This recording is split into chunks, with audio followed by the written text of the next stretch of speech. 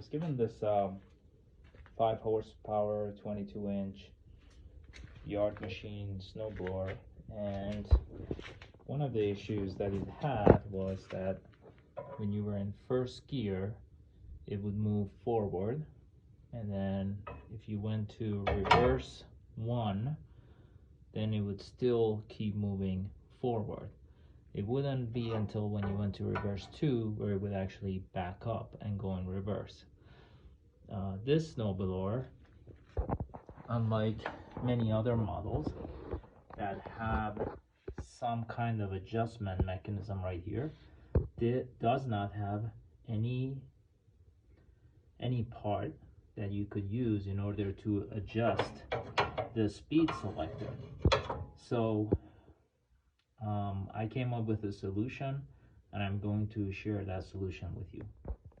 So in order to show you my solution that I came up with, I have to take off this handle that bolts right here, that furthermore connects to the friction disc that moves back and forth as I am moving this arm up here.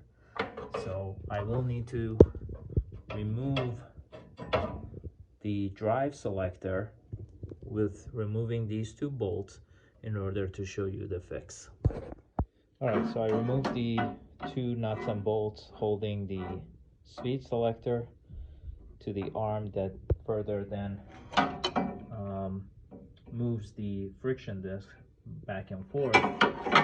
And what I ended up doing in order to fix the problem I was having with this speed adjustment is I used a step bit in order to enlarge these 2 holes. Now, I enlarged this upper hole 2 steps on this bit that I have. You can use a regular drill bit as well. And I don't actually believe you have to enlarge this one, but I ended up enlarging this one 1 step, but you don't really have to do this hole. It's really this hole that you want to enlarge, and the reason behind that is when the speed selector is bolted to that arm, you want to have some play so you can move right and left just so slightly so that the friction disc would move far enough away from the center to the reverse direction. And in my situation, this is kind of extreme, but in order to show it, I will have to try my best one-handed here. If I'm in R1 and I have the arm like this, you can kind of see that the metal below the speed selector is somewhat sticking out to the side, so they are not directly on top of each other. Prior to me enlarging that hole, they would be lined up like this, so they would be directly on top of each other. There was no play whatsoever to move the speed selector right or left. So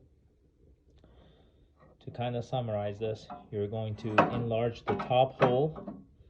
I did 2 steps. You can use a larger drill bit, and then you're going to reattach the speed selector at an angle where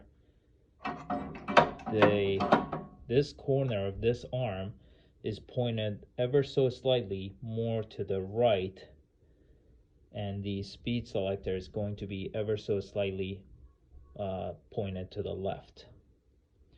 And that is the fix for being able to select 1 and have the snowblower go forward versus reverse 1 and having the snowblower go in reverse. Alright, one more time I'm just going to show this. I put one of the bolts back in right here with the nut, so I'm going to show this one more time. I am currently in R1, and you can see that because of the enlarged hole, that I can have this bottom arm here slightly pointed to the right, versus before when the hole was whatever size it comes from the manufacturer, these two would be perfectly lined up and there would be no adjustment.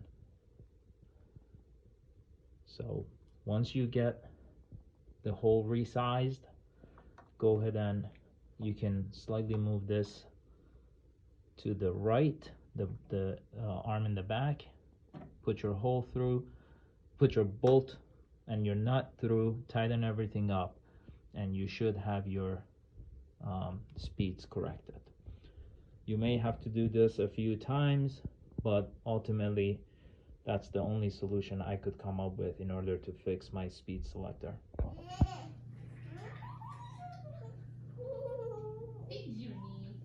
If you have one of